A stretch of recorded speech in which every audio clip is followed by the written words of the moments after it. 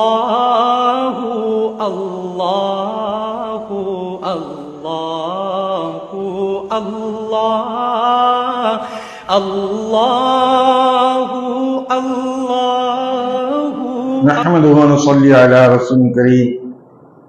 அம்மா பஅத்.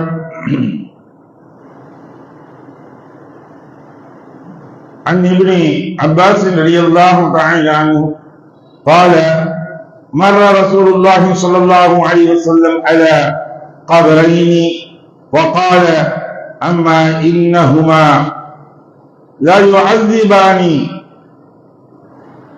وما يعذبان بكبير أما أحدهما فكان يمشي بالنميمة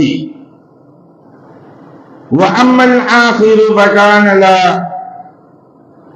يستنزل من بوله إلى آخره أو قال نبينا صلى الله عليه وسلم. صدق رسول النبي الكريم. அருமைக்குரிய சகோதரர்களே, பெரியவர்களே, இன்று நாம் பார்க்க இருக்கக்கூடிய படம் இதுவரை பார்த்து வந்தது மனம் ஜலம் கழிப்பது, அதை எப்படி சுத்தம் செய்வது, அதே போன்று நாய் இது போன்ற வஸ்துக்கள், வாய் வைத்த பொருள்கள், இந்திரிய வெளிகளுடைய அதை எப்படி நாம் அகற்றம் செய்வது என்பதை பற்றி எல்லாம் சுத்தத்தை பற்றி பார்த்து வந்தோம். இறுதியாக சிறுநீர் இருந்துவிட்டு சுத்தம் செய்யாதவர்களுடைய நிலைமைகள். ஏன்னா இன்னைக்கு ஆண்களாகட்டும் பெண்களாகட்டும் மனம் கழித்த உடனே சுத்தம் பண்ணிடுவாங்க. ஏன்னா அது அவங்களுக்கு நாடாவதுன்னு தெரியும், அதனால சுத்தம் பண்ணிடுவோம். ஆனால் சிறுநீரை பொறுத்த வரைக்கும் யூரின் பாஸ் பண்ணிட்டு சுத்தம் பண்றதுங்கிறது அவர்களுக்கு பெரிய ஒரு மலப்பான ஒரு சூழ்நிலையாகத்தான் தெரியுது. எங்க போய் இருந்தாலும் ஆண்கள் அப்படி இருந்துட்டு போயிட்டு சிறுநீர் கழிச்சு பேசாம வந்துருவாங்க. அதனால ஏற்படக்கூடிய விளைவுகள் எவ்வளவு பெரிய விளைவுகள் என்பதை நாம் முதன்மையாக வழங்கணும். ரசூலுல்லாஹி ஸல்லல்லாஹு அலைஹி வஸல்லம் அவர்கள் என்ன சொல்லியிருக்காங்க அப்படிங்கிற ஃபர்ஸ்ட் நம்ம பார்ப்போம். இப்னு அப்பாஸ் ரலியல்லாஹு தஆலா அன்ஹு அவர்கள் கூறியதாவது, ரசூலுல்லாஹி ஸல்லல்லாஹு அலைஹி வஸல்லம் அவர்கள் இரு அடக்கஸ்தலங்களை கடந்து சென்றார்கள். ரெண்டு கபர் இருந்துச்சு, ரெண்டு கபரை கடந்து சென்றாங்க. அப்ப சொன்னாங்க ரசூலுல்லாஹி அறிந்து கொள்ளுங்கள், இதோ இவர்கள் இருவர்களும் கபரில் வேதனை செய்யப்பட்டுக் கொண்டிருக்கின்றார்கள், கடுமையான வேதனை இவர்கள் செய்யப்பட்டுக் கொண்டிருக்கிறார்கள் அப்படின்னு சொல்லிட்டு சொன்னாங்க.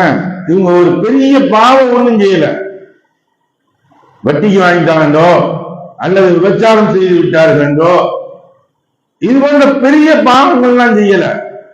இவங்க செஞ்ச பாவம் என்ன அப்படின்னா சொல்றாங்க, ஒருவர் இவர்களில் ஒருவரும் மக்களிடையே கோரி சொல்லிக் கொண்டிருந்தார்.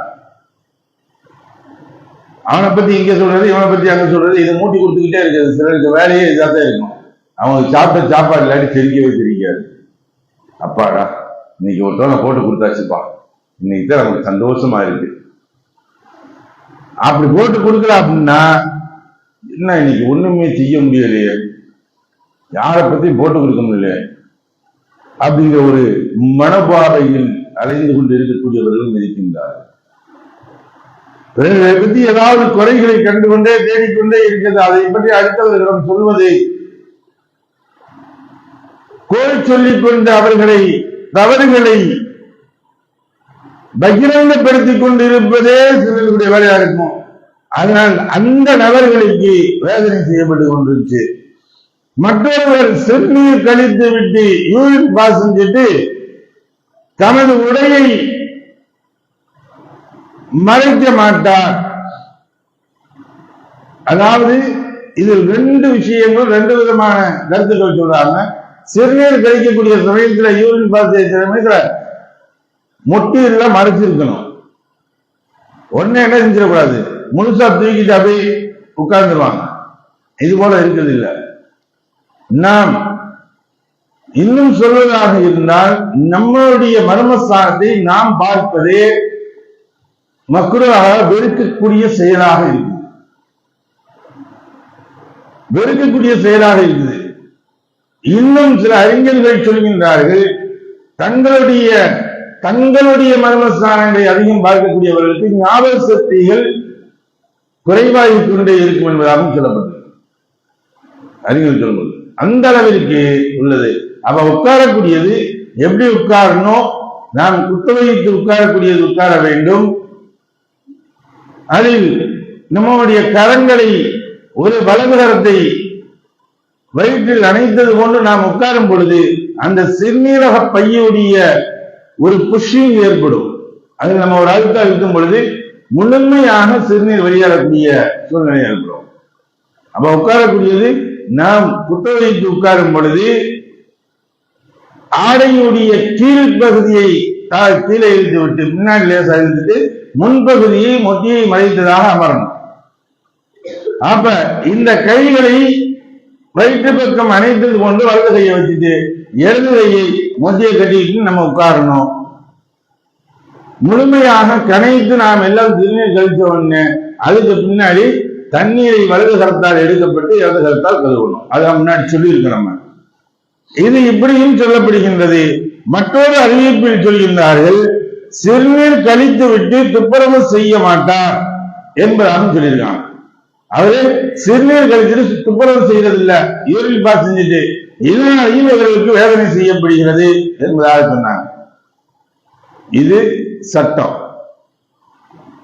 கோல் சொல்லக்கூடாது என்பதும், அடுத்து சிறுநீர் கழித்து விட்டோ அல்லது அதை மறைக்க வேண்டியது என்னமே என்ன செய்யணும், செய்ய வேண்டும். செய்யாவிட்டால் இவர்களுக்கு இரு நபர்களுக்கும் கடுமையான தண்டனை உண்டு என்பது ஒண்ணு இந்த ஹதீஸ்ல வழங்குறது. அடுத்தது ரசூலுல்லாஹி ஸல்லல்லாஹு அலைஹி வஸல்லம் சொல்றாங்க, பிறகு ரசூலுல்லாஹி என்ன செஞ்சாங்கன்னா அதுக்கு பின்னாடி பச்சை பேரிச்ச மட்டை ஒன்றை கொண்டு வர சொன்னாங்க. பச்சை பேரிச்ச மட்டை நீங்க கொண்டு வாங்க அப்படின்னா சஹாபாக்களை பார்த்து கொண்டு வந்தாங்க. கொண்டு வந்தோடனே என்ன செஞ்சாங்க, அந்த பச்சை பேரிச்ச மட்டையை இரண்டாக கிழித்தார்கள். பேரிச்ச மட்டைன்னா நல்ல நம்ம தென்னை மட்டை இருக்குது, சொல்ல போனா அது போல சொன்னதை வழங்கும். சவுதிகள்ல அங்க கல்ஃப் கண்ட்ரில இருக்கவங்களுக்கு தெரியும். மட்டைகள் என்பது கொஞ்சம் கனமானதா இருக்கும். ஒன்னும் சொல்ல போனா நம்ம பனைமரத்துடைய மட்டைகள் கொண்டு வளர்க்கிறார்கள். அப்ப அந்த பேரிச்ச மட்டைகளை கொண்டு வர சொன்னாங்க. அதை இரண்டாக கீறினார்கள். பச்சை மட்டைய கீறி 2 கபல்கள் மீது அது வைக்க சொன்னாங்க. 2 கபல் மீது அது குத்தி வச்சாங்க. வச்சுட்டு சொன்னாங்க, பிறகு இவ்விரண்டின் ஈரம் உலராத வரை இவர்களின் வேதனைகள் குறைக்கப்படலாம் என்று கூறினார்கள். அந்த பச்சை மட்டையுடைய 2 நபர்களுக்கு வைக்கப்பட்டாங்களே, அந்த பச்சை மட்டையுடைய பச்சை தன்மைகள் காயும் வரை அவர்களுடைய வேதனைகள் குறைக்கப்படும் அப்படின்னாங்க. ஏன் அப்படிங்கிறது நம்ம வழங்கணும். இதனாலதான் என்ன செய்யறோம், கபிலை ஜனாசா அடக்கம் பண்ணும்போது பச்சை குச்சியை கொண்டு வாங்க, பச்சை மட்டையை கொண்டு வாங்க. சிலர் என்ன செஞ்சாங்க, குச்சியை கொண்டு வந்து நட்டு வைக்கிறாங்க. அது அடையாளத்துக்கு நடுறது கிடையாது. அது முதல்ல விளங்கணும். அதுக்கும் கொடி கட்டிடுறாங்க, வெள்ளை கொடி கட்டிடுறாங்க, சமாதான கொடி. பச்சை குச்சிகளை பச்சை இலைகளை வைக்கிறது எதுக்குன்னா அந்த கபருடைய வேதனைகள் குறைக்கப்படணும். இந்த ஒரு ஹதீஸின் அடிப்படையில் தான் அந்த வைக்கணும்.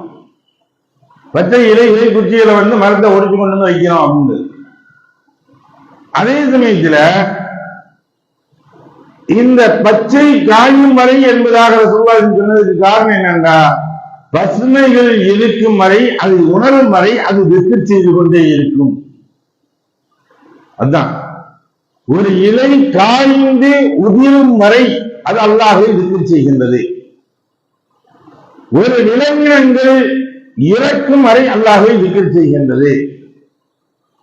மீன்கள் இருக்கின்றது. ஒன்னும் சொல்ல போனா சொல்லுவாங்க, தூண்டில் மீன் மாட்டுது, இல்ல வலையுள்ள மீன் மாட்டுதுன்னா எப்ப மாட்ட ஆரம்பிச்சு அப்படின்னா அல்லாஹ்வுடைய திக்ரை என்று மறைக்கின்றதோ அன்றுதான் அவர் அதற்கு ஒரு சூழ்நிலைகள் மாற்றக்கூடிய சூழ்நிலை அல்லாஹ் ஏற்படுத்துவாங்க. விளக்கங்கள் கொடுக்கும்போது சொல்றாங்க, ஒவ்வொரு வஸ்துக்களும் எல்லா மரம் செடி கொடி அனைத்துமே வந்து என்ன செஞ்சிருக்கு, திக்ர் செஞ்சிட்டு இருக்கு. அதனால்தான் பச்சை இலைகளையோ பச்சை செடிகளையோ நீங்கள் நெருப்பு வைத்து கொடுத்தாதீர்கள் என்பதாக ரசூலுல்லாஹ் சொல்லியிருக்காங்க. அது என்ன செஞ்சிடணும், காஞ்சதுக்கு பின்னாடியே நம்ம கொடுத்தணும். அதே சமயத்துல விஷஜந்துக்களை அடிக்கணும். சில பேர் செஞ்சுக்கிட்டு இருக்கக்கூடிய விஷயங்கள், விஷஜந்துக்களை அடிச்சிடுறாங்க. அடிச்சுட்டு என்ன செஞ்சாங்க, ஒரு பாம்பு போகுது, பாம்பு அடிச்ச உடனே டக்குன்னு நெருப்பு வச்சு கொடுத்து, ஏன்னா அது வந்துருமா, அது போட்டோ எடுத்து வச்சிருக்கோம், அது அப்படியே இருக்கு, காப்பி பண்ணி அடுத்த கொடுத்தோம், தன்னுடைய அடுத்த பாம்பு கொடுத்து விட்டு காப்பி எடுத்து கொடுத்தோன்னே அது வந்து உடனே பார்த்துட்டு வந்து இதாயிருங்க. அதெல்லாம் இந்த ஒண்ணும் கிடையாது, அப்படி மார்க்கெட்ல கிடையவே கிடையாது. அது என்ன அப்படி போட்டோ இருக்குதுன்னா அதுல என்ன மெமரி கார்டு சொல்லி இருக்கா, இல்ல சிப்பு இருக்குதா, என்ன இருக்குது? அது தன்னுடைய மூச்சு காற்றை எதிர்ப்புகளை அந்த புஷ்டியை வெளியேற்றுவதற்காக அந்த மூச்சு காற்றெல்லாம் எடுத்தவொடனே அது படம் போல எடுக்கிறது தெரியுது. இதுதான் அதோடைய இயற்கையான சூழ்நிலைகள்.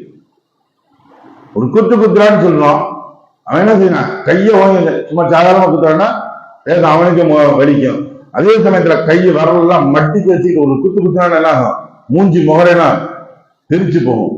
ஏன், இவனுடைய இந்த பலத்தை கையில் கொண்டு வருகின்றான், இவனுடைய வேகம், இவனுடைய அந்த பலம் அனைத்தும் ஒண்ணு. அது போல அந்த பாம்பு ஆகின்றது, அதுல தன்னுடைய எல்லா காற்றுகளையும் உள்ளிழுத்து கொண்டு வரக்கூடியதுதான் இந்த படங்களாக எடுக்கக்கூடியது. அல்லாஹ் அதற்கு அந்த அளவுக்கு வச்சிருக்கான். அதனால சொல்லி போட்டு நல்லா நெய்யுங்க, நெருப்புல போட்டு கொளுத்துங்க. சில என்ன செய்யறாங்க, வாடையில வந்துருமா, ஒரு பாம்பு அடிச்ச உடனே அந்த வாடையில ரத்த வாடையில இல்ல பாம்பு எல்லாம் நிறைய வந்துடும் அப்படின்னு சொல்லி போட்டு அடிக்கிறது, எரிக்கிறான். நான் ஒரு இடத்துல பார்த்தது, சின்னதா வந்தா கூட போட்டு எரிச்சு விட்டுறது. எரிக்க கூடாது. எரிப்பதற்கு நமக்கு இந்த உயிரினங்களை எரிப்பதற்கு மார்க்கத்தில் அனுமதி இல்லை. அது மனிதனாக இருக்கட்டும், விலங்கினராக இருக்கட்டும், அல்லது விஷஜந்துக்களாக இருக்கட்டும், அடிச்சு புதைக்கலாம். புதைக்கிறதுக்கு தான் அனுமதி இருக்கு, எரிக்கிறதுக்கு அங்க அனுமதி இல்லை எந்த ஒண்ணுக்குமே. ஆக இங்க ஏன் ஒவ்வொரு விஷயங்களில் நன்மைகளை தரக்கூடியது, அது கபரில் வேதனை கொடுக்கக்கூடியது என்பதற்குரிய விஷயங்கள் ரசூலுல்லாஹ் இதில் நம்மளுக்கு சொல்லி காட்டுகின்றார்கள். எதை படித்தோமோ எதை கேட்டோமோ அதன் பிரகாரம் அமல் செய்யக்கூடிய நன்பாக்கியத்தை உள்ளவங்காக மனதிற்கும் தந்த அல்வானாக. வாக்கத்தாவன் அல்ஹம்துலில்லாஹி ரப்பில் ஆலமீன். சுப்ஹானல்லாஹி வபிஹம்திஹி சுப்ஹானல்லாஹும்ம வபிஹம்திக வனஷ்ஹது அல்லா இலாஹா இல்லா அன்த வனஸ்தக்ஃபிருக வனதுபு இலைக். ஆமீன். சுப்ஹான ரப்பிக ரப்பில் இஸ்ஸத்தி அம்மா யசிஃபூன் وسلام على المرسلين والحمد لله رب العالمين. صلى الله على محمد صلى الله عليه وسلم. صلى الله على محمد صلى الله عليه وسلم. صلى الله على محمد يا رب صل عليه وسلم.